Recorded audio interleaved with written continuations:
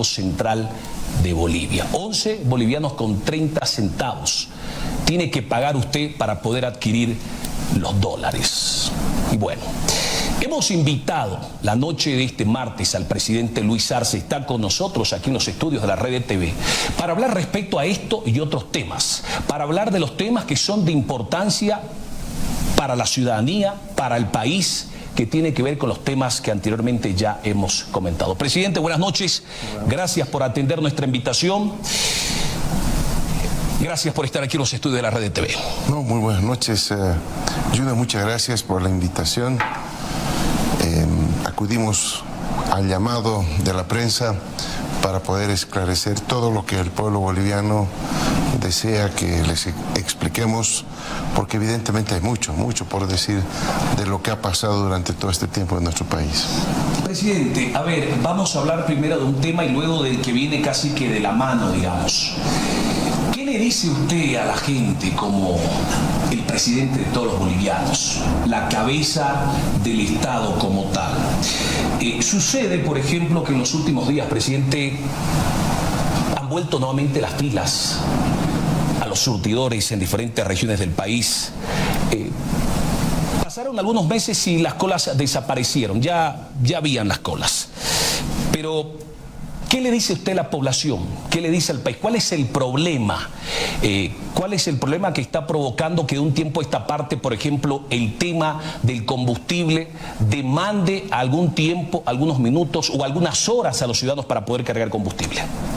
Bueno, esta coyuntura en específico de estas últimas horas, días, se debe fundamentalmente a que en la semana anterior hemos tenido un bloqueo de 7 días en Yacuiba y lamentablemente mucho de lo importado que tenemos de diésel y gasolina llega de ese país y por lo tanto eso explica la situación. Ahora, este es solamente un síntoma porque en realidad el problema, como lo hemos venido diciendo, es que hemos dejado de producir como antes gas, y estamos enfrentando una situación mucho más complicada de lo que ningún otro gobierno ha vivido. Voy a dar algunos ejemplos y algunas explicaciones más a fondo, Junior. Un país, si no produce, tiene que importar.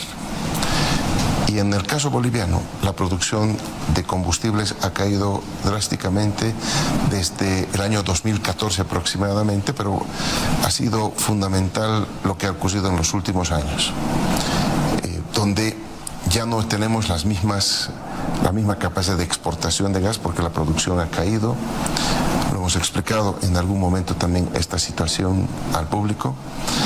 Y eso está de la mano también con otro problema que tiene que ver de dónde vienen los recursos para importar el diésel, la gasolina, los dólares que tú mencionabas. Cualquier país tiene fundamentalmente 3 fuentes de financiamiento para tener dólares. Las exportaciones es uno de esos. El otro factor tiene que ver con las remesas que pueden generar los que no residen en nuestro país y que envían a sus familiares acá a nuestro país. Y el otro es el financiamiento externo que puede conseguir un país, ya sea como inversión extranjera o fundamentalmente como créditos que llega al país. Esto no es nuevo porque los países que no tienen que importar, pero para eso tenemos que exportar, para tener los recursos suficientes para compensar las importaciones. Y en nuestro país lo que ha ocurrido es justamente que las exportaciones han ido cayendo porque las reservas de gas, que era uno de los principales productos de exportación de nuestro país, ha ido disminuyendo por la caída de las reservas de gas y por lo tanto ya no tenemos los mismos dólares de antes. Pero eso se ha agravado con 2 hechos importantes que tienen que ver con el ámbito internacional y nacional. En el plano internacional, la guerra Rusia-Ucrania, que ha hecho que los precios se incrementen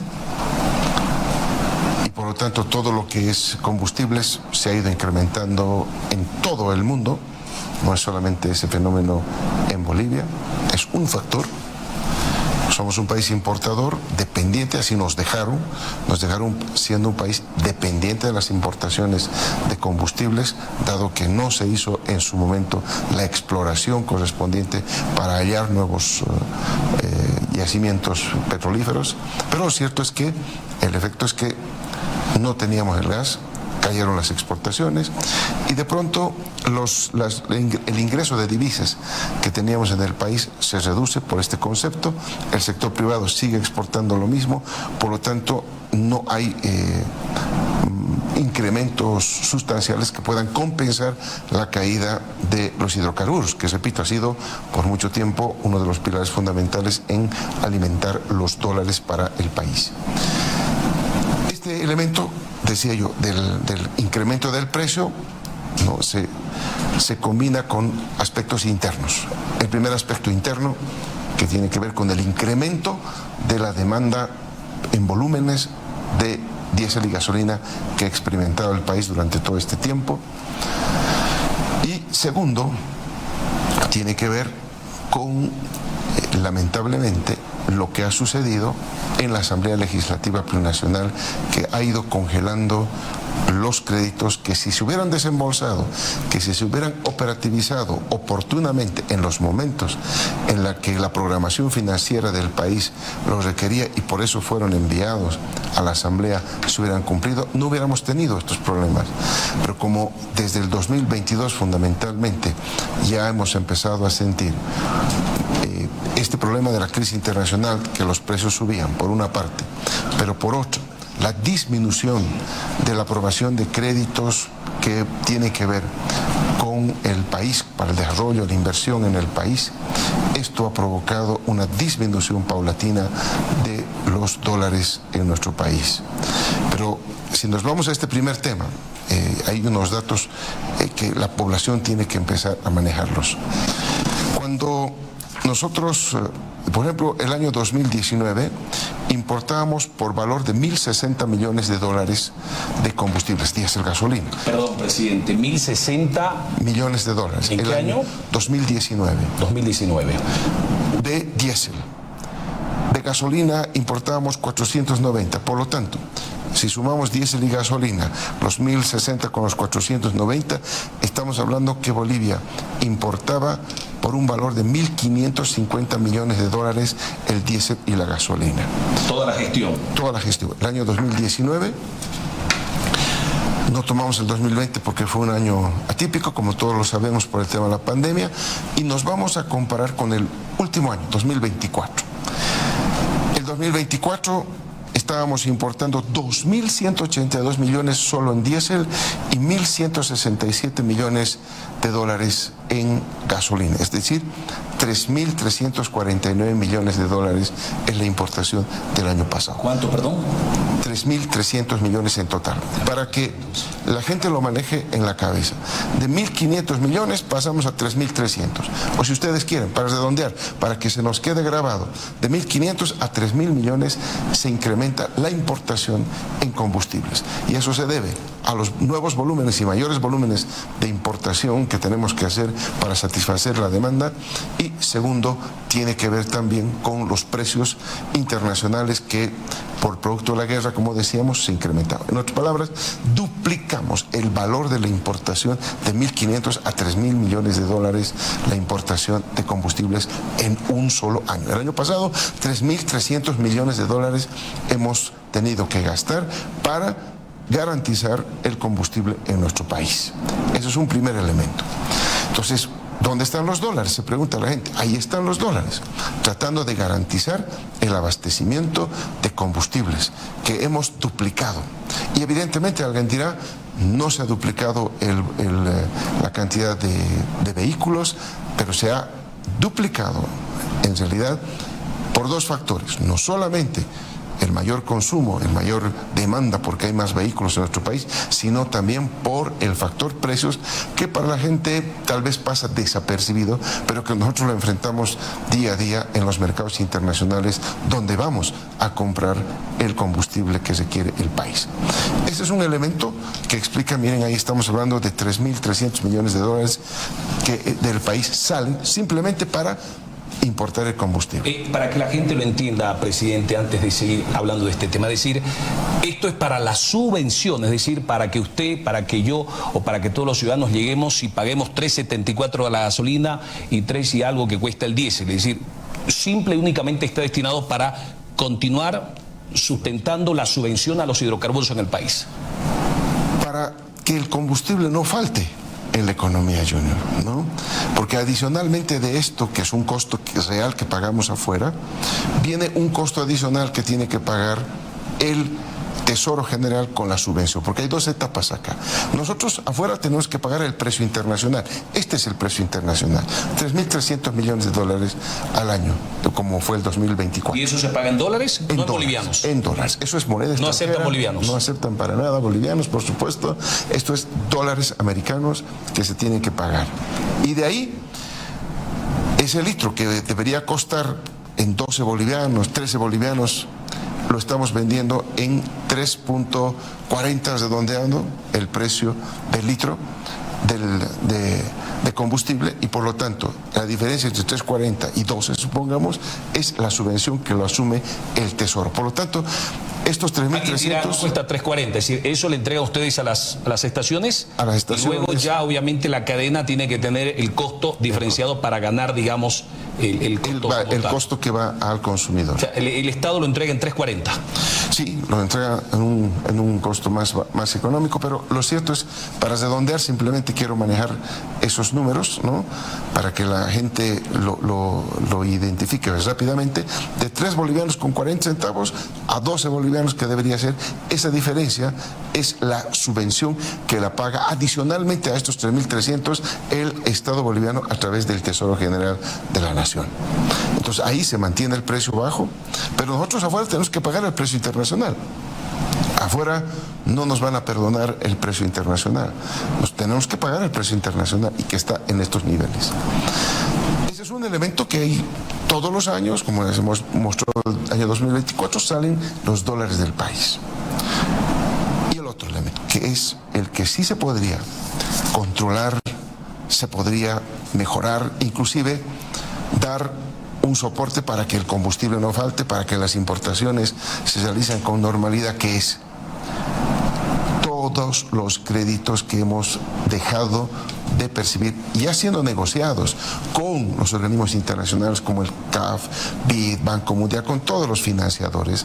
Son acuerdos ya firmados que solo necesitan la aprobación de la Asamblea Legislativa, y que ahí los tenemos durmiendo. Son más de 1.667 millones de dólares que hemos dejado de percibir por 1.667 millones de dólares que están para aprobación de la Asamblea Legislativa Plurinacional. Pero quizás ese dato no es el más significativo para este análisis del flujo de la entrada y salida de dólares, Junior. Quizás el dato más importante es algo que nosotros hemos tenido el cuidado de tratar de volver a tener el rumbo que tenía la economía en el pasado, porque no se olviden, el año 2006 yo era ministro de Economía y encontramos el país justamente en la misma situación que nos quieren dejar ahora. ¿Por qué?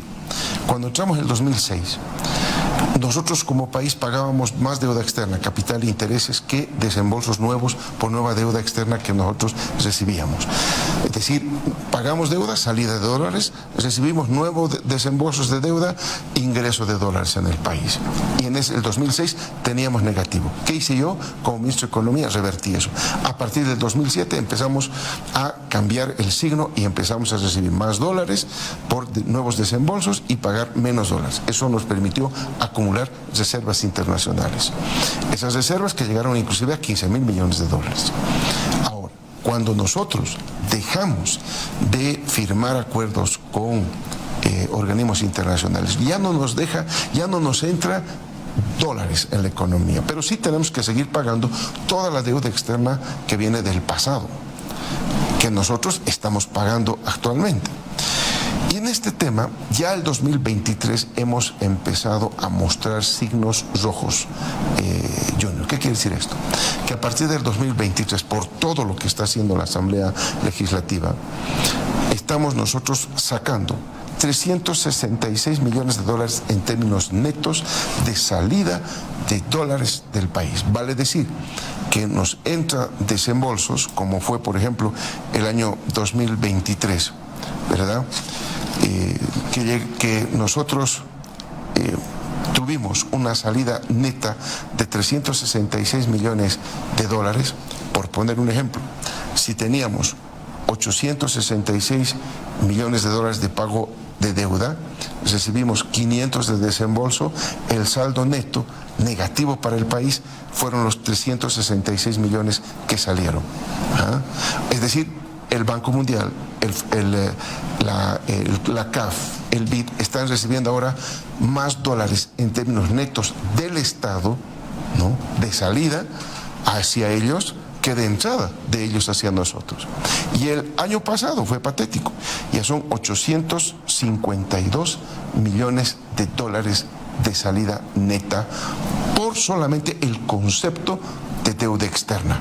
Es decir, hemos pagado más 852 millones de dólares de los que nosotros hemos recibido de desembolsos. Si uno suma eso con lo que ya tenemos en lo que va de este año, son 1.218 millones de dólares de salida en estos años 23, 24 de salida neta.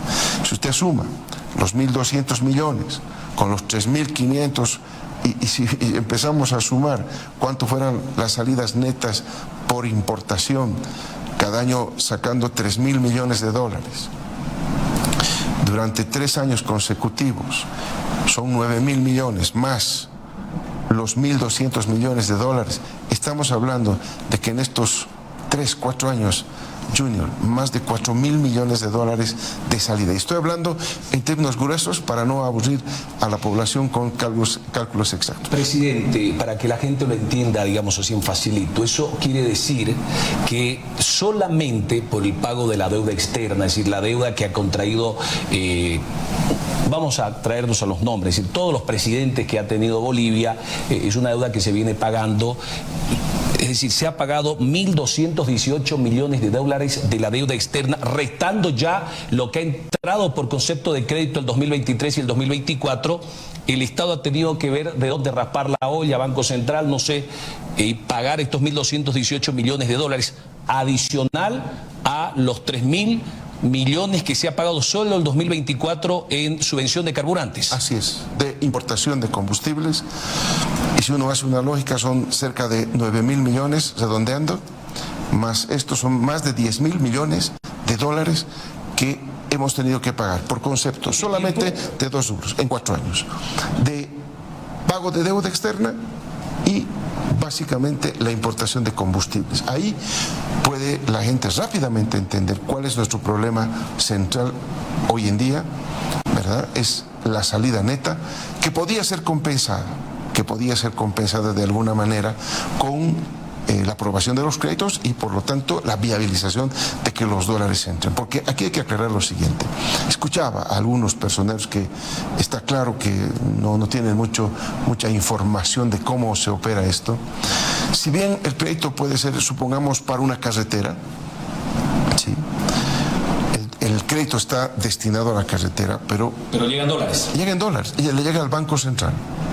Y el Banco Central desembolsa en moneda nacional a la empresa que está ejecutando la carretera, porque contrata mano de obra en bolivianos, porque contrata servicio en bolivianos, compra combustible en bolivianos, en fin, tiene gastos en bolivianos, por eso es que se desembolsa ya en bolivianos, los dólares se quedan en el Banco Central, y eso servía justamente para poder realizar y garantizar las importaciones de combustible y otros que tuviera el país que realizar. Por lo tanto, no es menor, por eso yo siempre lo he ido anunciando el problema que se iba generando de manera absolutamente deliberada por parte de la Asamblea Legislativa de no aprobar, de no viabilizar recursos que podrían garantizar y estar evitando estas colas. ¿Por qué estas colas, Junior? Porque nosotros estamos haciendo el esfuerzo de tener y de comprar el combustible necesario para que a la población no le falte.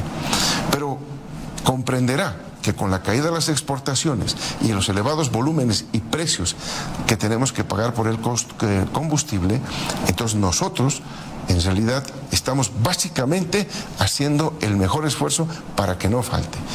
Cuando hay un bloqueo, como ocurrió en Yacuiba, decíamos hace una semana atrás, que duró 7 días además, que generó, por supuesto, el no ingreso de las cisternas de Argentina, entonces generó ya un desequilibrio, y si uno no tiene la cantidad suficiente para tener almacenada, ¿no? Para eso necesita recursos, porque si tenemos almacenados grandes cantidades de combustible, es también dólares que están ociosamente guardados ahí, esperando, ¿no?, en su momento. Presidente, si se aprobarían estos 1.600 y un poco más millones de dólares en créditos, podría ser un respiro, la gente podría no hacer fila, cola, porque la gente tiene que saber dónde está, digamos, la responsabilidad. Yo lo he visto a usted un tanto, no sé, muy cauteloso, callado, no le dice a la gente, y claro, son recursos económicos que van a llegar para créditos, para obras ya destinadas, y alguien dirá, no tiene nada que ver eso con el combustible, pero como usted lo dice, si llegan 1.600 millones de dólares vía Banco Central, porque no es que se lo van a entregar a la empresa que va a ejecutar el puente, la carretera, y esos 1.600 millones quedan en el Banco Central, y el Banco Central hace el tipo de cambio y entrega a las empresas que van a construir. Presidente, ¿usted cree que si se aprobaran estos 1.600 millones, la gente no tendría que hacer cola por combustible? Lo hemos venido diciendo todo el tiempo. Si hubieran llegado oportunamente todos esos desembolsos, esa aprobación de crédito, hoy día no hubiésemos tenido problema de ninguna naturaleza, pero deliberadamente, ¿no?, para generar justamente la molestia y culpabilizar al gobierno de todo esto, es que se está realizando este tipo de bloqueos, este tipo de perjuicios que parten de algunos, hay que reconocer, son algunos miembros de la Asamblea Legislativa Plurinacional que no quieren que se aprueben esto, y son obras que, por ejemplo, a mí me ha extrañado cómo senadores paceños rechazaron la conclusión del teleférico Línea Café, por ejemplo. Fue rechazado ese crédito, fue rechazado, y lamentamos, porque no son temas que nosotros queremos hacer para el gobierno, queremos hacer obras para la población, pero la población necesita. Tenemos hoy, Junior, estamos viendo cuántos municipios están en problemas, hay inundaciones, los ríos, las mazamorras que se entran, y tenemos créditos en este momento para que nosotros llevamos de emergencia justamente desde el año pasado, ¿no?, para atender las necesidades de estos municipios en emergencia. Tenemos un crédito de 75 millones con CAF y de 250 millones con el BID para atender estas emergencias, justamente que están ahí sin aprobarse. Y miren, la población se quiere, porque Luribay, en fin, podemos hablar de cuántos casos que se han informado en este mismo canal, Junior, han tenido o necesitan la ayuda del gobierno. Hemos llevado lo que podemos, pero podríamos haber resuelto muchos más de los problemas si se hubieran desembolsado oportunamente. Ahora, está claro que hay una deliberada intención de apuntar a que todo esto es culpa del gobierno. Ahora, presidente, yo le voy a transmitir lo que dicen algunos sectores, ¿no? Empresarios, productores que están quejándose, dicen, bueno, no se entiende al gobierno, dice, porque quiere dólares, y sucede que nos ha vetado las exportaciones de carne, hubo un tiempo que se vetó la exportación de aceite. ¿Por qué estas medidas? Le pregunto, presidente, si se permite la exportación, ¿llegarían dólares? A ellos les pagan en dólares. Mi pregunta es, ¿los dólares llegan al país? Los traen vía Banco Central de Bolivia. La medida se asume precautelando, porque claro, la carne ya está por los cielos, ¿no? Ya es un lujo comer carne en algunos casos, y el gobierno ha tomado una medida que en muchos de los casos mucha gente la aplaude, aunque los principales afectados están gritando, ¿no? Bueno, aquí somos muy claros. El objetivo fundamental de nuestras medidas es precautelar el bolsillo de las personas. Por eso tomamos varias medidas para precautelar ese incremento, que básicamente era especulación de precios. No había necesidad, lo hemos visto en el aceite, había la materia prima para la producción del aceite, había el aceite crudo, no había el aceite refinado, y por una decisión las empresas privadas no concluyeron el proceso para tener el aceite refinado, que es el que se le lleva a las mesas de las bolivianas y los bolivianos. Entonces, ¿por qué nos lo hicieron? Habiendo la materia prima. ¿Por qué tuvieron que dejar de producir para que suba el precio? Es una especulación. Lo propio en el tema de la carne. Nosotros estamos viendo que la carne no debería subir, no debería tener ningún costo adicional, porque es, por una parte, sigue con el diésel subvencionado y otros insumos que son subvencionados. Y la carne no debería subir, pero de pronto, porque hay demanda que viene de afuera, que vienen los brasileros y quieren llevarse el otro el ganado, inclusive en pie al Brasil, está empezando a haber presión sobre el nivel de precio actual. Por eso hay que prohibir la exportación para precautelar el bolsillo de las bolivianas y los bolivianos. Y vamos a hacer, lo hemos dicho varias veces, todo lo que sea necesario para precautelar. No creemos que sea justo que se trate de resolver el problema de ese empresariado básicamente con la especulación de precios. No son todos, felizmente. Hay buenos empresarios que están haciendo su trabajo correctamente, pero hay otros que no. Y contra esos que no y que están atentando contra el bolsillo de las bolivianas y los bolivianos, por supuesto que nosotros tenemos que tomar medidas. Presidente, ¿cuál es su relación con el sector empresarial, por ejemplo, y con el sector productivo? Le hago esta pregunta porque han habido algunos sectores, la CAINCO ni qué se dice, ¿no? Es decir, la CAINCO es muy crítica, muy dura con el gobierno del presidente Luis Arce. ¿Cuál es su relación con el sector productivo? Le pregunto esto porque hay quienes consideran, presidente, que hay algunos sectores, como ejemplo la banca, que creo que no ha tenido cifras bastante positivas económicamente hablando como actualmente, es decir, porque hubo un momento en el que las comisiones bancarias para exportar o para enviar remesas al exterior llegaron casi al 50%. Hay un tipo de cambio oficial, presidente, pero sucede que los bancos, usted va y no le dan el dólar y ellos negocian el dólar con los exportadores y al final los banqueros deciden a quién le dan y a quién no le dan el dólar, ¿no? Aquí hay dos sectores que están realmente en su mejor momento, los exportadores, tú les decías, y la banca, que han tenido, el caso de la banca ha tenido uno de los mejores años en cuanto a utilidades se refiere, y esto quiere decir que alguien está pagando eso, o sea, lo que se genera en la economía que se está apropiando de estos dos sectores no es que esté costándole, es alguien que está pagando, y en este caso es la población, lamentablemente. ¿Por qué? Porque está pagando precios más altos. ¿Por qué? Porque está enfrentando todo lo que he mencionado y tú también mencionas con el tema del tipo de cambio.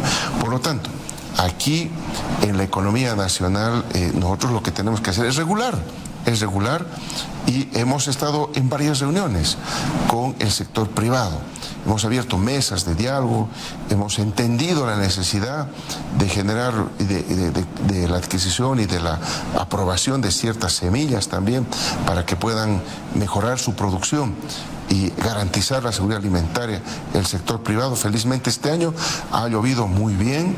Ha sido este año, 2025, Junior, es uno de los 5 años nada más, porque los otros 4 años tuvimos que enfrentar, adicionalmente de estos problemas, que podemos adicionar lo político también que se ha generado por ahí, el tema económico que mencionaba, está también este otro tema de que 4 años consecutivos hemos tenido que enfrentar efecto niña, que son sequías, que son heladas, que va a afectar la producción agropecuaria también. Este año, como nunca, está lloviendo de manera regular. Este es un año normal, diríamos nosotros. No está lloviendo en gran cantidad como en años en que se inunda, pero tampoco estamos recibiendo poca agua cuando hemos enfrentado épocas de sequía. Es un año relativamente normal Y esto está generando también una buena producción, que lo hemos visto, hemos recorrido los centros productivos de los valles, de los llanos en nuestro país, y estamos viendo que hay muy buena producción para esta gestión 2025, que esperamos eso también repercuta pues en una disminución de precios para las familias bolivianas. Usted dijo hace algunas semanas atrás y luego se refirió también al tema respecto que hay algunos sectores, ¿usted cree que están tratando de sabotear su gestión? Le pregunto esto porque la gente que nos está viendo siente, digamos, en su bolsillo que ha subido el precio de la carne, ha subido el precio del pollo, ha subido el precio del arroz, ha subido el precio de la papa, ha subido el precio de todo. ¿Qué cree usted, presidente, que está pasando? Es decir, ¿usted cree que hay, porque además son grupos empresariales, son corporaciones, digamos, en algunos de los casos que definen el precio del azúcar, el precio del aceite, el precio de la carne, bueno, el precio de la papa y la cebolla, digamos, ya casi que llega por analogía? ¿Qué cree usted que está pasando, presidente? Porque usted habló en el alto de ese tema. Claro que sí. Yo aclaré un hecho fundamental que las amas de casa me van a corroborar. ¿Qué es lo que está pasando? La papa ha subido, tomate ha subido, la zanahoria ha subido. No, yo hablo con los productores, hablo con quienes están comercializando esos productos, y si hubiera incrementos son leves incrementos, muy manejables, muy racionales. Hay heladas, a veces sube la papa, a veces sube el tomate, pero son fluctuaciones controladas, estacionarias, hasta que se resuelve el problema climático, y eso es lo que ha estado pasando con estos productos. Pero ¿cuáles son los productos que han preocupado a la familia, que no son toda la canasta, como se ha estado diciendo, canasta, la canasta? No, la canasta, hay muchos productos que no han subido. Y ahí nosotros no tenemos nada que hacer con los importados, porque los importados también están subiendo, y están subiendo desde su país de origen, ¿no? Hay una inflación mundial que, por supuesto, los productos importados van a llegar necesariamente más caros en el país. Eso no hay vuelta que dar. Sin embargo, el arroz que producimos acá en Bolivia, el aceite, la carne de pollo, la carne de res, que han sido los productos que en realidad han estado preocupando, y sobre los cuales nosotros hemos actuado inmediatamente, porque somos productores de estos, ¿no? Son, evidentemente, el tema de la carne, del pollo, de la carne de pollo, son empresas privadas que producen ellos, ¿no? El azúcar, por ejemplo. El azúcar, pero el azúcar yo creo que está nomás relativamente estable. Sin embargo, preocupa siempre el tema de los precios. El arroz fue un elemento que nos llamó la atención, porque cuando los viceministros fueron a unos depósitos ahí en Santa Cruz, encontraron grandes cantidades de arroz, grandes cantidades, y el precio afuera estaba muy elevado. Parecería que estarían esperando que suba más el precio para recién sacar a vender, cuando había evidentemente una necesidad de que ese arroz esté circulando para justamente hacer más bien bajar el precio en la economía nacional.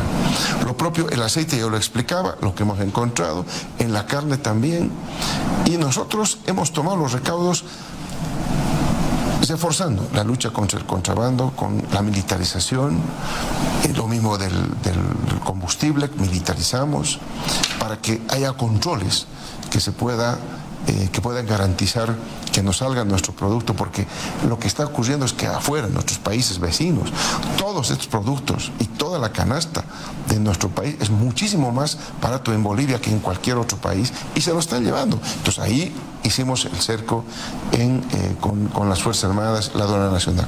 Sin embargo, de ello es importante ver que hay sectores dentro del sector privado, ¿no? Los productores de carne, de res, de pollo, en fin, los que producen arroz, los que comercializan más que producen arroz, son los que han estado especulando con estos productos en detrimento del bolsillo de las amas de casa. Por eso nuestras medidas, por eso la reacción del gobierno, para ir a defender el bolsillo de las amas de casa, el bolsillo de las familias bolivianas. Presidente, ¿usted cree que esto es parte de que quieran ganar más, de que quieran, digamos, en vez de ganarse 10 bolivianos ganarse 40, digamos, por cada, no sé si quintal o kilo, digamos. ¿O usted cree que hay una... Estamos en campaña y ahora se va a ver de todo. ¿Usted cree que se quiere buscar de alguna manera desgastar su gestión como tal? Por supuesto, ya lo hemos vivido en el pasado. 2007, 2008, quiero recordar a la población, también sufrimos un ataque especulativo de precios cuando se estaba por aprobar justamente la nueva constitución en la Asamblea Constituyente, se acordará la población. Hubo un ataque con el nivel de precios, lamentablemente. Es decir, se busca afectar a la población para que reaccionen contra el gobierno. Pero no reaccionan contra el productor, contra el vendedor, reaccionan contra el gobierno. Y ahí justamente radica, ¿no?, la direccionalidad que se le da a este tipo de conflictos. Por eso el gobierno también reacciona buscando que haya el producto que esté al alcance a un precio razonable hacia las amas de casa, hacia el pueblo boliviano, y por lo tanto vamos a tener, y lo hemos dicho y ratifico una vez más, vamos a hacer todo lo que sea necesario para garantizar que esos precios no suban, porque son especulativos. Nosotros no vemos una razón real, y si hay una razón, bueno, pues tiene que ser justificada, y para eso están las mesas de negociación, las mesas de diálogo que establecemos ahí con los productores para que nos demuestren realmente si está habiendo una razón justificada, repito, para el incremento de precios. Caso contrario, tiene que volver a los niveles anteriores. Ahora, presidente, dentro de todo esto que usted dice, se aprobó una disposición adicional transitoria en el presupuesto general del Estado que tiene en estado de apronte al sector productivo. Se ha conformado un comité institucional, interinstitucional, están los gremiales, los transportistas, la CAO, es decir, todos, absolutamente todos, incluida la CAINCO, digamos, en esto que se ha anunciado ya. Hubo un paro de 24 horas, hoy se reunieron los cívicos en Santa Cruz y no han dicho qué se va a hacer, pero luego de carnaval podrían nuevamente reactivar movilizaciones para pedir se derogue esta disposición. Así es, y ahí nosotros siempre llanos al diálogo. Nosotros no queremos que los métodos sean los paros, porque ellos mismos se perjudican y perjudican a la población. La única manera de resolver estos problemas es la vía del diálogo, y el gobierno boliviano desde un inicio ha mostrado su total predisposición de que ese sea el camino para encontrar soluciones al país. Presidente, le voy a pedir, vamos a una pausa. Hemos hablado de los dólares, hemos hablado de la subvención a los carburantes, hemos hablado del incremento en los precios, en uno de los precios de la canasta familiar. Luego le voy a invitar a ir a una pausa, y cuando regresemos vamos a hablar del Mutún, porque finalmente después de 60 años el Mutún ha despegado, digamos, es una realidad. Vamos a hablar de litio, porque también se genera una polémica en torno al litio. Pero también, presidente, lo voy a invitar a que hablemos de política. Le voy a mostrar esta fotografía y quiero preguntarle, otros tiempos eran esos, ¿no, presidente? Cuando usted junto a Evo Morales levantaban la mano y eran una sola yunta, digamos. Cuando regresemos vamos a hablar de estos temas, no se vayan. Detrás de la verdad, detrás de la verdad, de la verdad. Hoy, Potosí y toda Bolivia está frente a una oportunidad histórica. Una oportunidad que nos permite dar un paso decisivo hacia el futuro que merecemos. La aprobación de los contratos de litio es más que un logro económico. Es un acto de soberanía, un compromiso con el desarrollo y el bienestar de nuestro pueblo. Este avance nos convierte en protagonistas del cambio energético a nivel mundial, marcando una nueva era de prosperidad para nuestra nación. El 70% de los beneficios económicos generados por este proyecto se quedará en suelo boliviano, impulsando nuestras regiones, nuestras familias y nuestros sueños. Además, garantizamos que el 85% de los trabajadores serán bolivianos, porque creemos en el talento, la fuerza y la capacidad de nuestra gente. A través de este proyecto aseguramos no solo empleos, sino también la transferencia de tecnología y conocimientos, permitiendo que las futuras generaciones sean dueños de su destino y de los recursos que pertenecen a todos los bolivianos. Este es el camino que hemos decidido recorrer juntos, construir el futuro energético de Bolivia con manos bolivianas, para un país soberano, fuerte y unido. Este es el comienzo de un futuro que Potosí y toda Bolivia merece.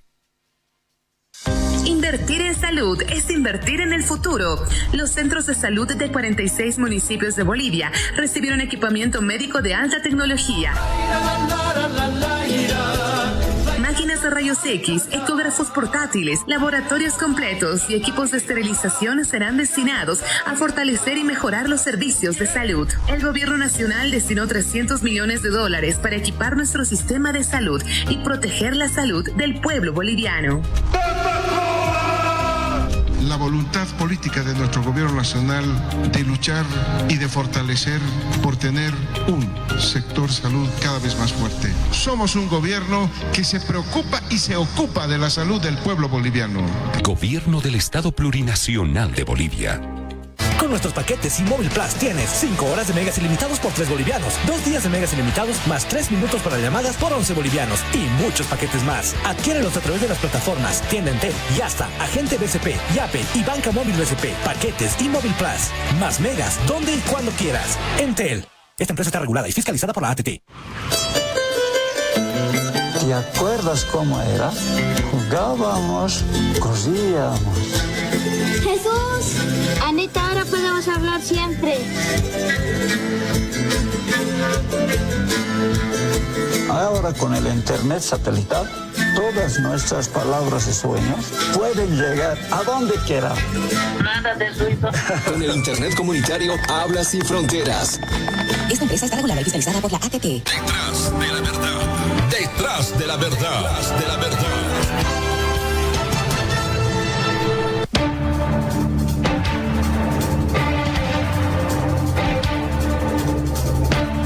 Así es, estamos nuevamente aquí con el diálogo que hemos entablado con el presidente Luis Arce Catacora. Hablamos ya de economía, hablamos de los problemas que vive el país. Vamos a hablar ahora de política.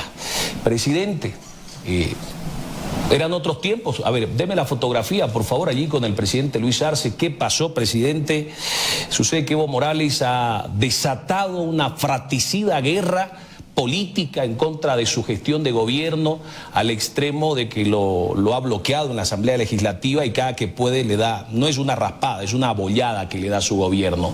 Que esa fotografía eran otros tiempos, presidente. ¿En qué momento cree usted que la relación con Evo Morales se quebró? Bueno, lo que nosotros hemos visto y lamentamos la reacción que ha tenido Evo Morales fue cuando se apresura en venir aquí al país. Estaba, como todos sabemos, en Argentina, se apresura a venir al país y de pronto dentro del país empieza poco a poco y en los primeros meses de nuestro gobierno a hablar ya de que estamos cansados de Lucho, decía. Hay varios videos que han circulado en esa época de varias reuniones que él sostenía allá con las 6 federaciones del trópico. Entonces, ya el afán y su apetito de estar en el gobierno, de definir cosas, de ser candidato, que lo ha dicho varias veces, va a ser candidato por las buenas o por las malas, son temas que han estado en la cabeza de él y no ha encontrado una mejor manera de crecer políticamente que ir desgastando al gobierno nacional, sin importarle las consecuencias que esto puede generar para toda la militancia del movimiento al socialismo, y emprendió justamente cuando la economía estaba despejando. Habíamos combatido el 2021 la pandemia, con las vacunas, con todo, recordará la población. Estábamos saliendo exitosos de esa batalla contra el COVID-19. Se había empezado a normalizar las clases en nuestras unidades educativas en el país y se estaba a arrancar la economía, y eso es exactamente lo que empezamos a hacer el 2022. Y cuando empezamos a arrancar el 2022 con la economía, despegar otra vez todo lo que teníamos planificado, había que resolver la pandemia para arrancar con la economía. Hicimos el 2021 todo eso, y a partir del 2022 el programa era básicamente la economía. Y en el 2022 empezamos a enfrentar el primer problema, principios del 2022, enfrentamos la guerra, o los efectos más bien de la guerra Rusia-Ucrania, los precios del petróleo empezaron a subir y nosotros empezamos también con la tarea de lograr mantener la estabilidad económica y de generar crecimiento económico con políticas económicas. Recordarán ustedes el bono contra el hambre, el crédito del 0,5% para la producción, en fin, varios programas que pusimos ya en marcha para poder reactivar la economía y estábamos logrando, y el 2022 ya estábamos en un despegue muy interesante de la economía nacional, y justo es ahí, cuando estábamos en nuestro mejor momento, cuando ya estábamos despegando la economía, que viene la decisión y la instrucción de Evo Morales de que se bloquee todas las leyes económicas, fundamentalmente en la Asamblea, que se agudizan el 23 y 24, la población ya conoce la actitud que ha tomado él contra el gobierno nacional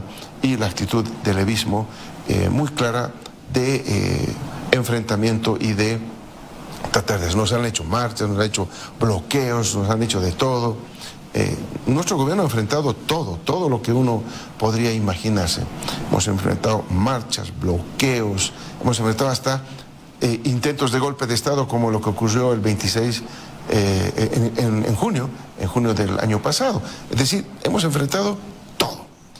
Y bueno, hemos sobrevivido y seguimos aquí sobrellevando todo eso, porque tenemos una tarea fundamental, que es la de precautelar la economía de la población, y en función de eso tenemos este ataque que ha sido una alianza que han hecho allá en la Asamblea con los partidos de derecha. Se han cruzado no solamente ríos, sino océanos de sangre para poder llegar a acuerdos con la derecha, lo que evidentemente eso no estamos de acuerdo, y siempre vamos a tener divergencias en que no escatimar cualquier cosa con tal de tener desgastado un gobierno y pretender ser el supuesto salvador del país.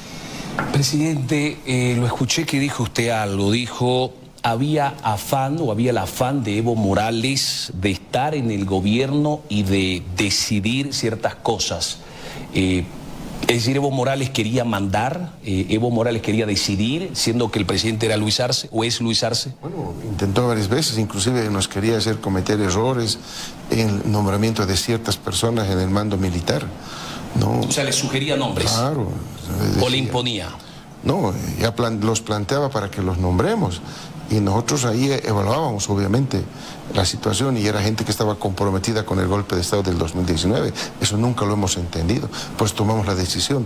Y hay muchas cosas que nos decían que no eran correctas, y nosotros hemos tratado de hacer lo más correcto para el país. Y eso nos distanció, eso nos diferenció, porque nosotros lo único que queríamos es hacer una buena gestión. Todo presidente quiere hacer una buena gestión, y eso es lo que nosotros hemos intentado de hacer todo el tiempo.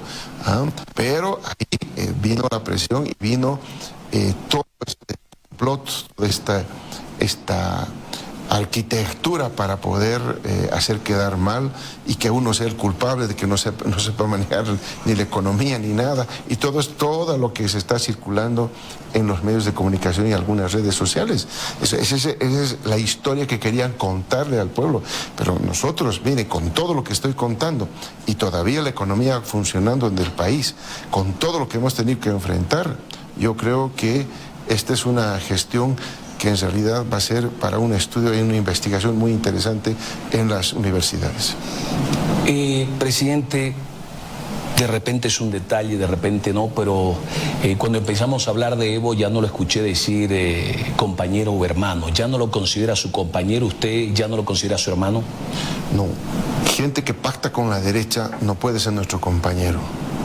Gente que ha estado tratando de afectar la gestión, que no es mía, es de todo el movimiento al socialismo, ya no puede considerarse pues un hermano si está siendo atacado con solo, básicamente, tener un objetivo: intereses personales individuales.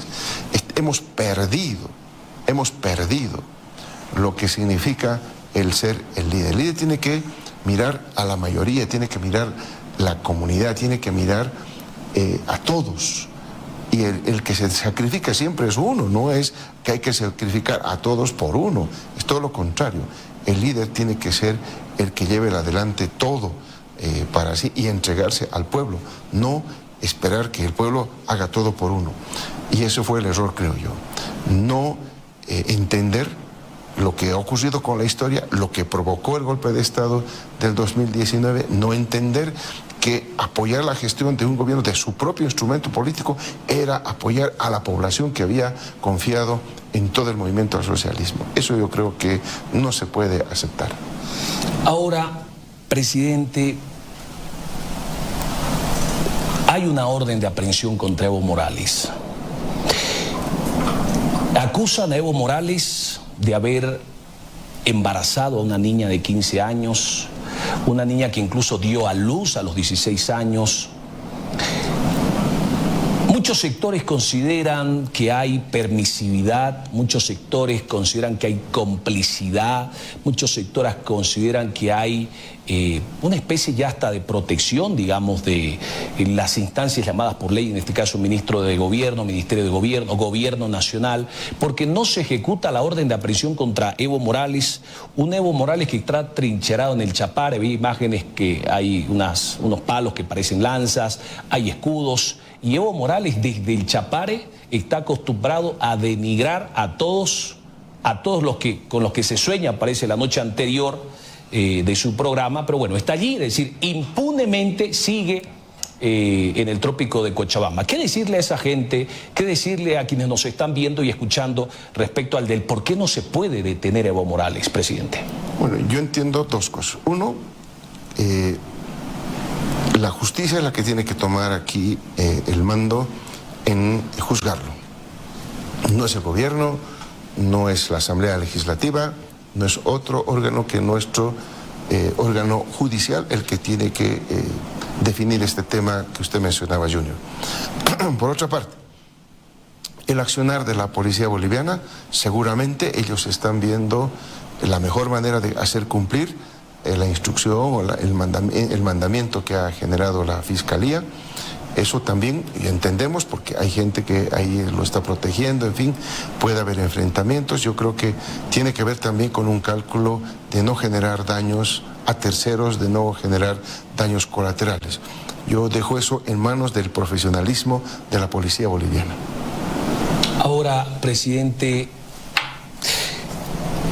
en medio de todo esto, digamos, una persona que se roba una garrafa, una persona, hoy lo veía, por ejemplo, me dio mucha pena esa gente de las motitos que se ganan la vida y que están denunciando que los están tratando mal, veían cómo los detenían, ¿no? Y bueno, veo a un Evo Morales que lamentablemente está trincherado, pero ha dicho que va a venir a La Paz, al menos 50.000 personas, dice, a inscribir su candidatura, porque ahora Evo Morales ha logrado una sigla, no sé si la alquiló, se la prestaron, Frente para la Victoria, y dijo que va a venir a La Paz a inscribir su candidatura. ¿Cómo ve usted el anuncio del expresidente de buscar su candidatura a través de FPV?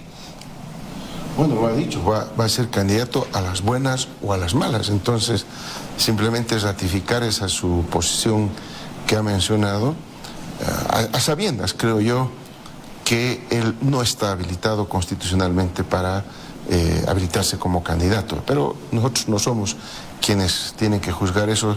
Ahí estará el Tribunal Supremo Electoral el que tenga que decir su palabra. Ahora, presidente, ¿no le preocupa a usted porque llamó, por ejemplo, a que los militantes del MAS renuncien a su militancia y se habló de una renuncia colectiva? Claro, y como lo dijo ya en su momento, ¿no? Él habla y los abogados actúan. Y se han topado hoy día con que si los asambleístas renuncian van a perder sus curules, digamos. Pero en Santa Cruz este pasado lunes, de acuerdo al informe, solo 186 militantes renunciaron a su militancia. Sí, el reporte que nosotros tenemos hasta ahora son 500... aproximadamente 500 militantes que habrían renunciado. Nosotros somos más de 1 millón de militantes, lo que significa el 0,05% de la militancia que habría renunciado al movimiento al socialismo. Ahora, presidente, ¿no preocupa, digamos, porque están los cevistas y ahora aparece, digamos, los arcistas o el MAS y PCP? ¿No preocupa ir divididos a las próximas elecciones presidenciales, aunque si la militancia, digamos, se resume a 500 personas que han renunciado en un día, el pronóstico no es muy alentador para Evo Morales, ¿no? Bueno, mire, nosotros lo hemos planteado en diciembre del año pasado, cuando hemos llamado a la unidad, siempre vamos a llamar a la unidad, y no solamente de toda nuestra militancia, sino también de toda la izquierda, porque en estas elecciones, como lo vengo diciendo, van a haber dos visiones de país que se van a contraponer, una que quiere profundizar el Estado plurinacional, que quiere mayor distribución del ingreso, que quiere reducir la pobreza, que quiere industrializar nuestros recursos naturales, que quiere industrializar el país y generar una economía de base ancha, con mayores diversificada y de crecimiento sostenido. Y hay otra visión que la hemos visto durante 20 años, el modelo neoliberal, donde hubo privatizaciones, no había pisoteo de los derechos laborales de los trabajadores, no se respetaba el fuero sindical, inclusive en varios sindicatos, había discriminación, exclusión, privatizaciones, y había dependencia de intereses extranjeros con respecto a la economía nacional.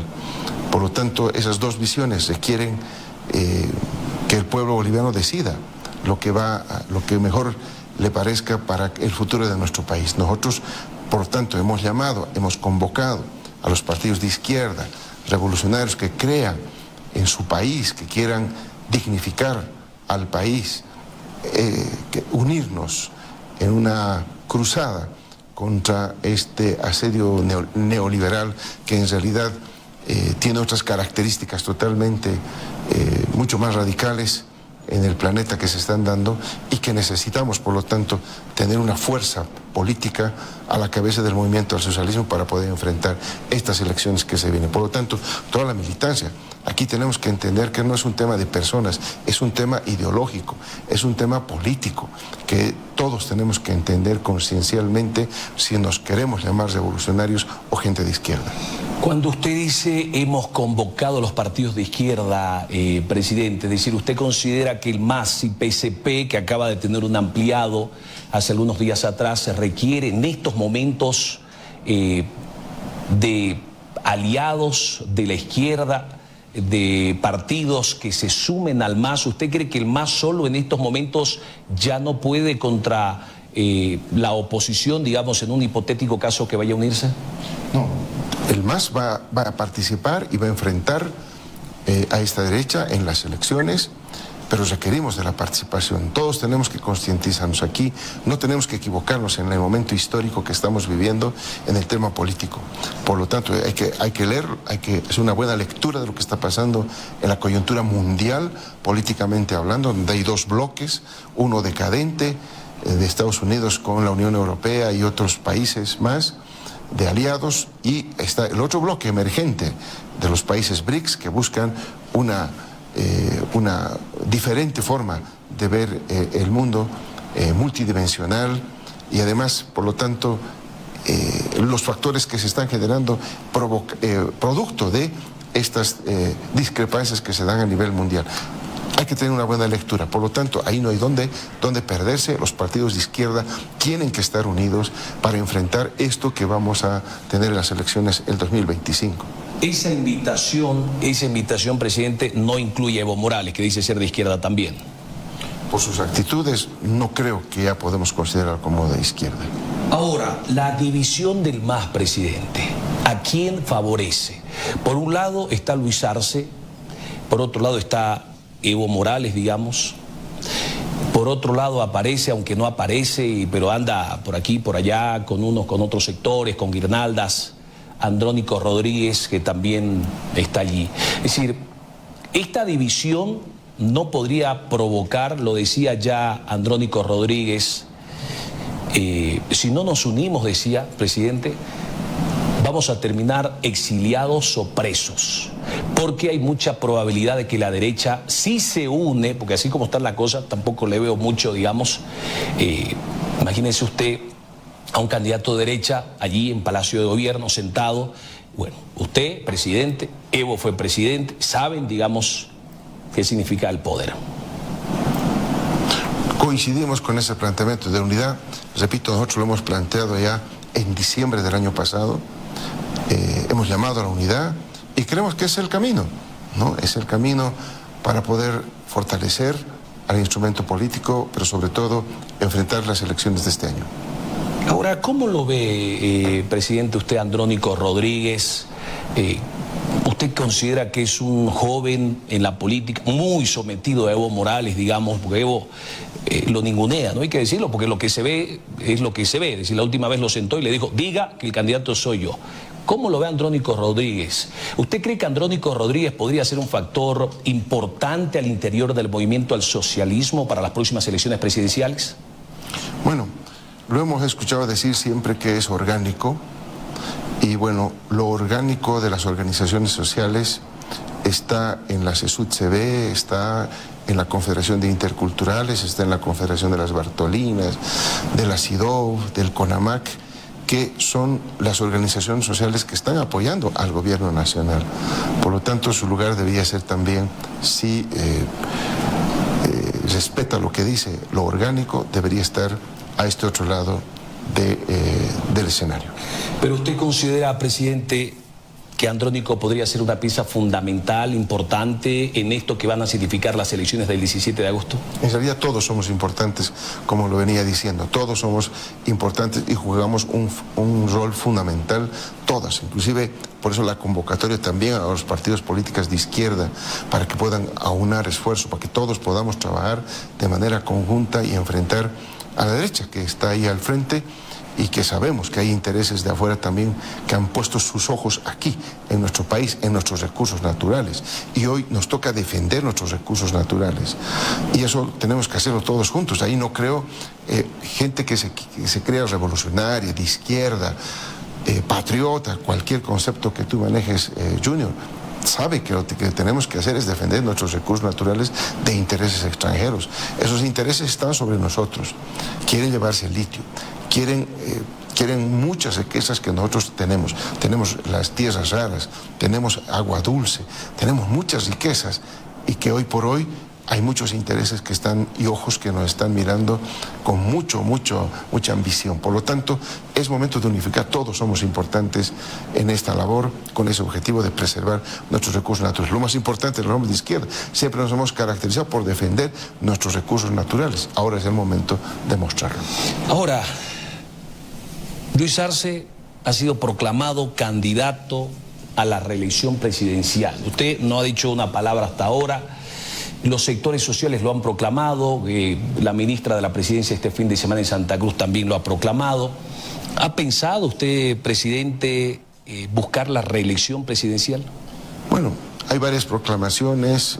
Se ha discutido internamente con el Pacto de Unidad, con la Dirección Nacional del Instrumento Político, y se dio ya luz verde para que puedan correr las precandidaturas con miras hacia el Congreso de abril, donde el Movimiento al Socialismo va a elegir de manera orgánica en el ampliado nacional, como estipula el estatuto, el binomio que va a llevar en estas elecciones 2025. Hay varios sectores, evidentemente, que nos han proclamado, nos han honrado con esa distinción de apoyarnos en ello. Nosotros no nos excusamos ni nos brindamos, lo hemos hecho las veces que sea necesario dar el hombro al país, lo vamos a hacer, pero está en manos de nuestras organizaciones sociales, ¿no?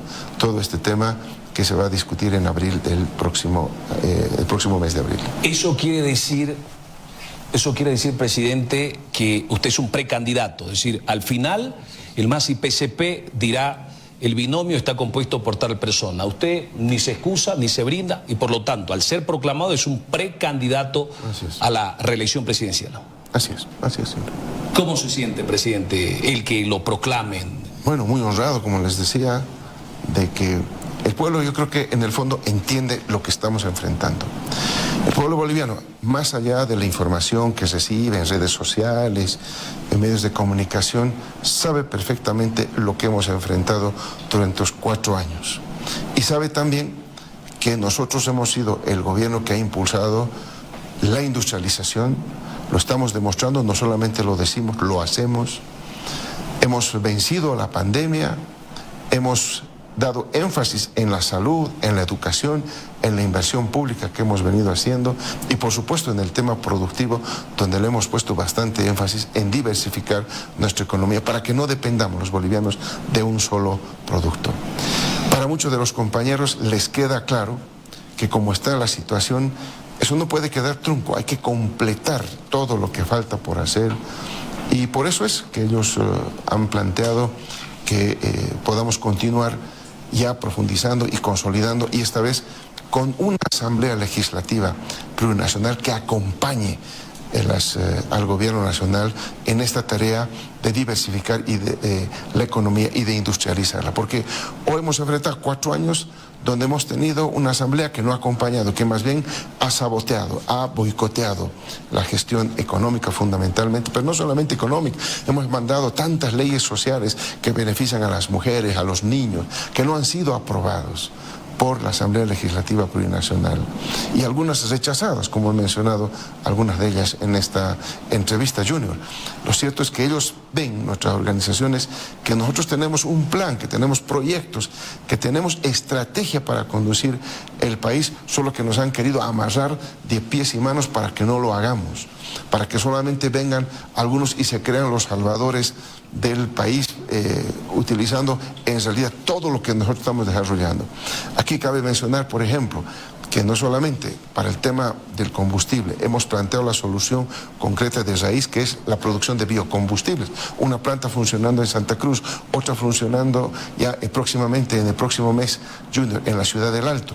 La otra planta de biocombustible. Y vamos a tener 2 plantas que vamos a sustituir la importación de combustible, que nos está generando todos esos temas críticos que nosotros estamos resolviendo. La planta HBO, la más grande, en Santa Cruz también, que va a sustituir cerca del 50% también de la importación de combustibles. Estamos yendo por un buen camino y por supuesto la exploración, corrigiendo los errores del pasado. Antes no hubo la exploración. Nosotros hemos hecho exploración, más de 44 pozos exploratorios y hay éxitos importantes como el pozo de Mayaya aquí en el departamento de La Paz, que nos va a significar que otra vez vamos a tener gas, que otra vez vamos a tener IDH, regalías para los municipios, para las universidades, todo eso ya está planificado, ya estamos empezando esa labor que va a dar réditos hacia el 2026 y ese es el tema. Va un poco, escapa. ¿Por qué? Porque esto es así, el negocio de hidrocarburos no es una cosa inmediata, pero estamos avanzando. Ayer inaugurábamos también el Mutún, donde ya tenemos la capacidad de producir pellets y también con la importación que tenemos de Arabia, estamos produciendo fierro que va a disminuir la presión sobre los precios del fierro para construcción y del alambrón que se utiliza en las construcciones. Por lo tanto, hemos avanzado, hay muchos proyectos en los municipios, siempre tenemos proyectos, en todos los municipios del país tenemos algún proyecto que se está llevando adelante y tenemos más de 170 plantas de industrialización que poco a poco las estamos inaugurando en esta gestión y muchas más que seguramente se inaugurarán en las siguientes gestiones que arrancaron en nuestro gobierno. En fin, yo creo que con todo eso es lo que ha promovido para que algunas organizaciones sociales estén postulándonos a nosotros como precandidatos. Presidente, luego le voy a preguntar del Mutún y de la industrialización. ¿Cómo ve el llamado bloque de unidad? Aparece Samuel, Tuto, Mesa que se baja algunos días después, Camacho que está detenido, Amparo Vallivian y Vicente Cuéllar. Un bloque de unidad que está marcado por la pelea, digamos. Samuel ya le ofreció ser canciller a Tuto y Tuto dijo, no, yo no soy canciller, yo soy candidato a presidente. Le ofreció la embajada a Carlos Mesa, luego le dijo, bueno, ¿y de qué vive Tuto si hace 25 años que no trabaja, vive del Estado? Y así han venido dándose duro, digamos. ¿Cómo ve el bloque de unidad, presidente, usted? Bueno, es normal que se una a la derecha. Ellos creen que el movimiento del socialismo está derrotado, que estas divisiones, que ellos mismos lo han profundizado, porque han sido eco, en la asamblea han sido eco de todo lo que el levismo hacía contra el gobierno. Ellos formaban parte de esa alianza en contra del gobierno nacional. Sin embargo de ello, nosotros No nos vamos a meter con lo que hagan ellos, es su problema lo que hagan ellos.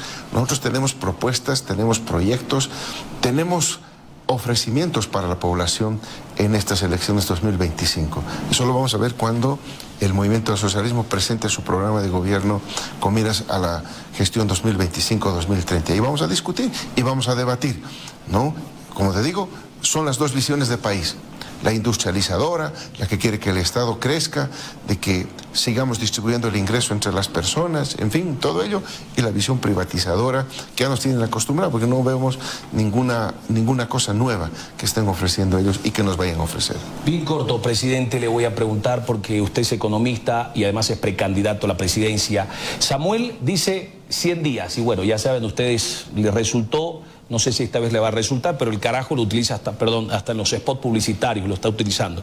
Dice que en 100 días va a transformar este país. ¿Cómo ve la propuesta usted? ¿Es posible transformar en 100 días el país? Bueno, primero que me recuerda eso a una afirmación de Hernán Siles Suazo el año 1982, cuando dijo que en 100 días iba a resolver la crisis económica del país. Y en 100 días el pueblo boliviano le cobró y no lo pudo hacer. Por lo tanto, hay dudas sobre lo que piensa hacer, pero está en sus manos del propio Doria Medina y de toda la derecha de facilitar el trabajo, primero viabilizando todos los proyectos de crédito que están ahí, que benefician a la población. Ahí tenemos 1.667 millones de dólares que paulatinamente pueden ingresar en la economía, resolviendo los problemas que ellos mismos van a decir, que no hay dólares, que no hay combustible, que ellos mismos van a posicionar, cuando por otro lado ellos mismos están llevando adelante la política de estrangulamiento financiero al gobierno nacional. Entonces, yo creo que ahí más bien tienen que ser sinceros con la población. O quieren que sacar adelante de la población y al pueblo y la economía del país, o la estrangulan como lo están haciendo en la Asamblea.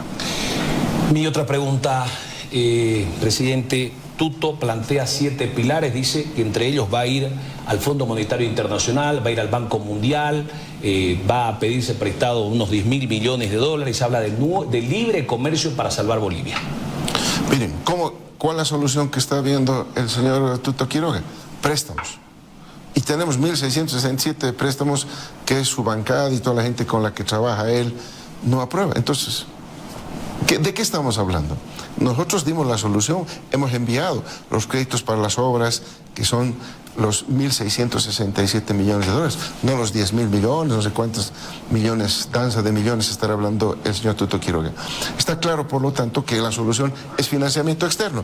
El financiamiento externo, señor Quiroga, está ahí, pues, en la Asamblea.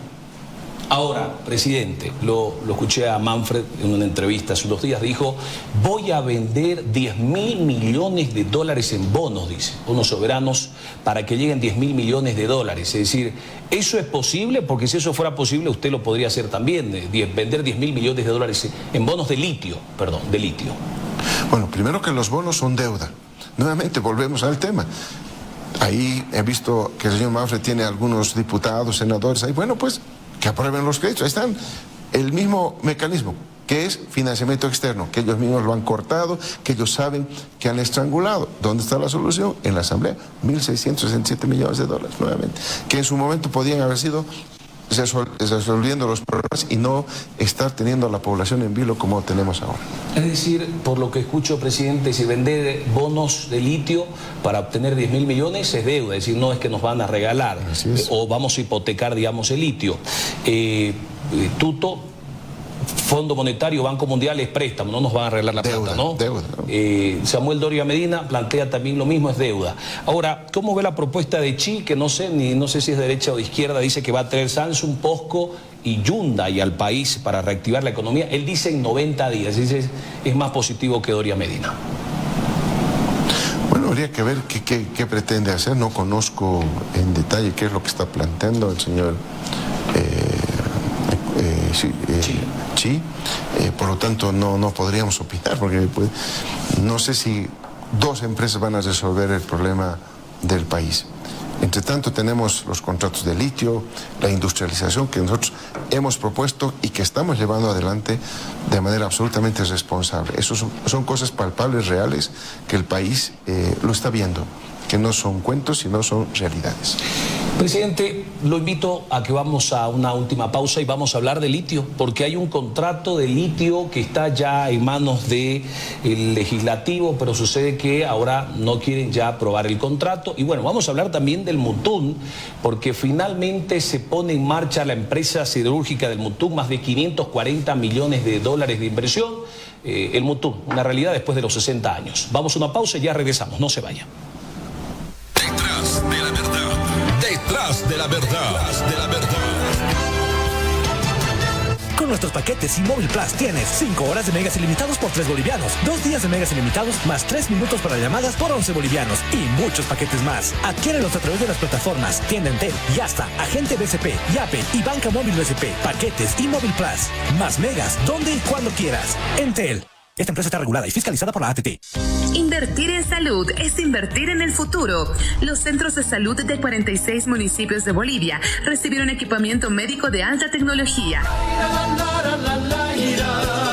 Máquinas de rayos X, ecógrafos portátiles, laboratorios completos y equipos de esterilización serán destinados a fortalecer y mejorar los servicios de salud. El gobierno nacional destinó 300 millones de dólares para equipar nuestro sistema de salud y proteger la salud del pueblo boliviano. La voluntad política de nuestro gobierno nacional de luchar y de fortalecer por tener un sector salud cada vez más fuerte. Somos un gobierno que se preocupa y se ocupa de la salud del pueblo boliviano. Gobierno del Estado Plurinacional de Bolivia. No pierdas esta gran oportunidad. Ahora con la Ley 1613, reactiva tus facilidades de pago incumplidas.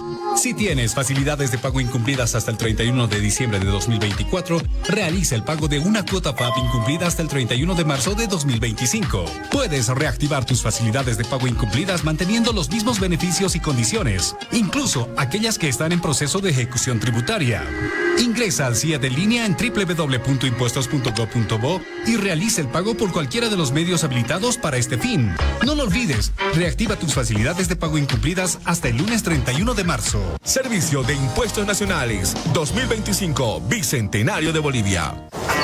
¡Uy, uy, uy! Soy el Vigilante Verde. Mi misión es detectar el consumo excesivo de energía. El planeta está cada día más caliente. Hagamos algo. Ponga el aire a 24 grados para no desperdiciar energía. Verifique que las puertas y ventanas estén bien cerradas. Y cuando salga, apáguelo.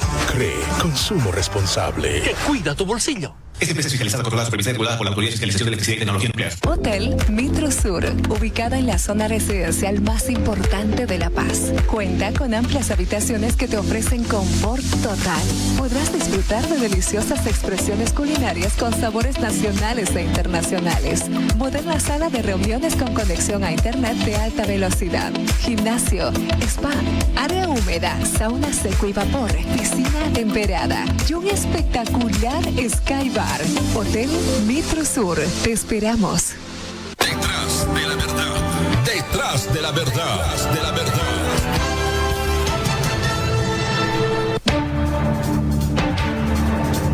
Presidente, hablemos de litio. Ahora se ha aprobado un contrato, el contrato ha sido remitido ya a la Asamblea Legislativa, pero sucede que hay una serie de detractores que están rechazando el contrato que podría traer consigo al menos unos 2.000 millones de dólares de inversión para el país.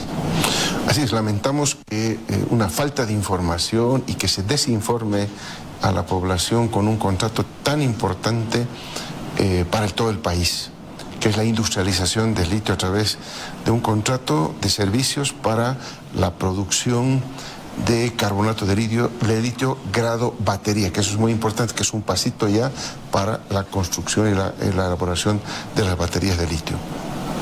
Este es un contrato que lo venimos trabajando y gestionando desde el 2021. He escuchado, hay rumores que quieren irse, pues ha tardado todo este tiempo porque lo hemos hecho de manera muy clara, muy transparente. Hemos convocado el 2021 a una primera convocatoria donde se han presentado más de 20 empresas extranjeras para que se puedan presentar con su propuesta de cómo quieren producir, qué tecnología quieren utilizar y una serie de requerimientos técnicos para que se pueda acelerar porque aquí es un tema de tiempos, Junior, es un tema de tiempos. Hemos estado con mucho tiempo invirtiendo en el tema del litio y no hemos logrado consolidar la industria del litio hasta este momento. Y se vienen las investigaciones de las baterías de hidrógeno, las baterías de sodio y otras que se están investigando a nivel internacional. Ahí está el enorme riesgo que tenemos si no aceleramos este tema del litio. 2021 hemos lanzado la convocatoria. Se han presentado 20 empresas. Hemos ido seleccionando con varios filtros. Y hoy tenemos 3 empresas con las que estamos negociando el contrato. 2 de ellas ya han sido remitidas los contratos para la aprobación por parte de la Asamblea, como dice la Constitución Política del Estado.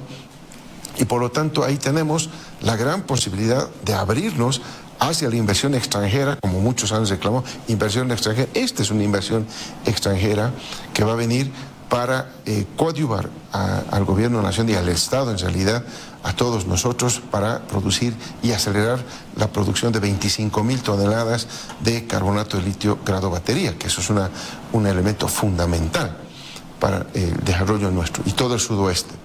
Además, cerca de él estamos viendo el 70% de todos los ingresos de este negocio en el contrato que estamos que hemos enviado más bien a la Asamblea, se va a quedar en nuestro país.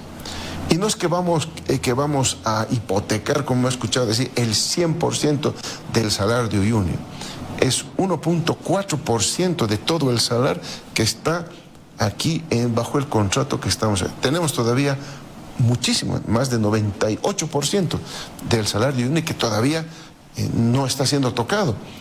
Y en realidad hemos hecho una segunda convocatoria también ya que está corriendo con otras empresas de otros países para ver, porque tenemos mucho espacio para seguir produciendo una gran cantidad de carbonato de litio grado batería en nuestro país. Entonces, este es un contrato importantísimo para el país, que nos va a generar no solamente eso, a partir de ahí se van a derivar varias industrias también de litio, ¿no?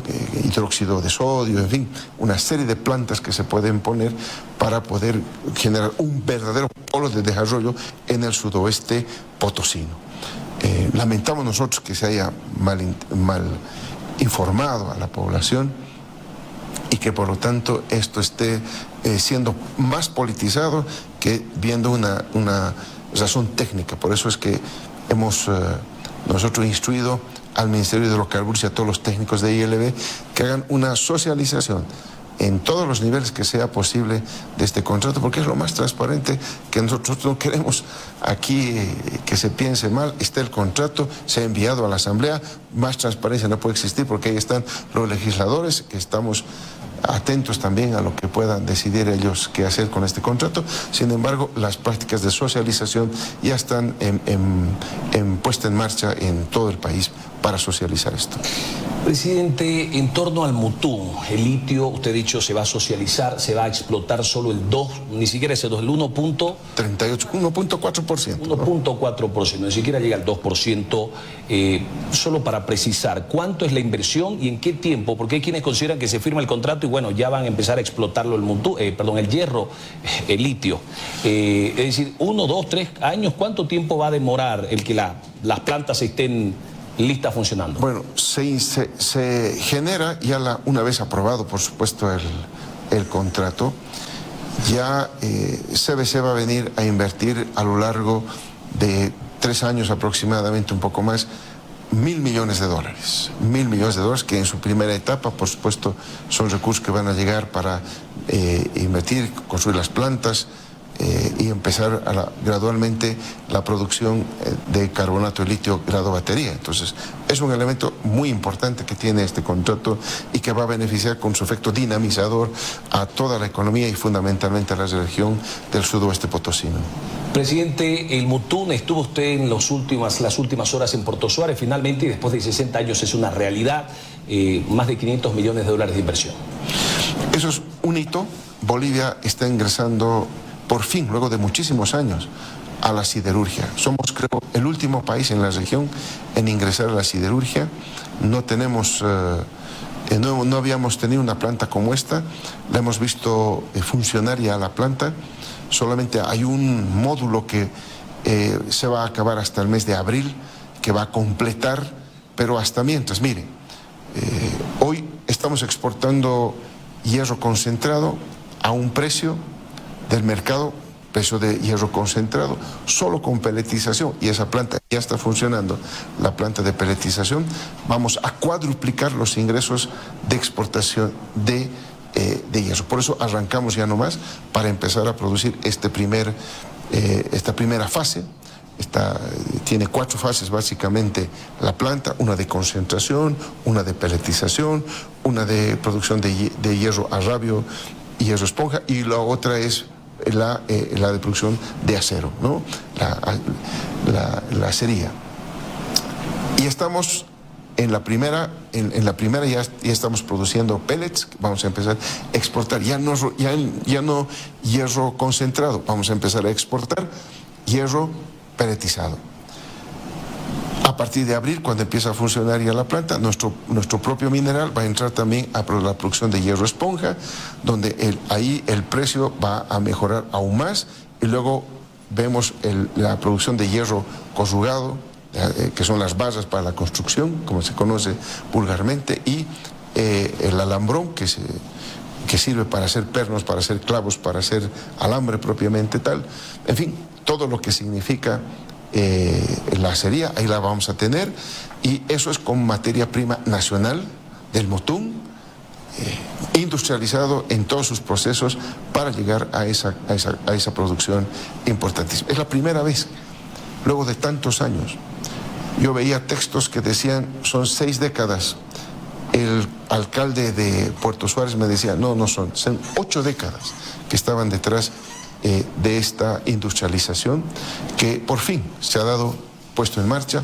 Nosotros encontramos prácticamente en ruinas este proyecto, y en todo este tiempo, gracias al trabajo del presidente Jorge Alvarado, el presidente de la ESM, de la empresa siderúrgica del Motún, lo hemos logrado concluir.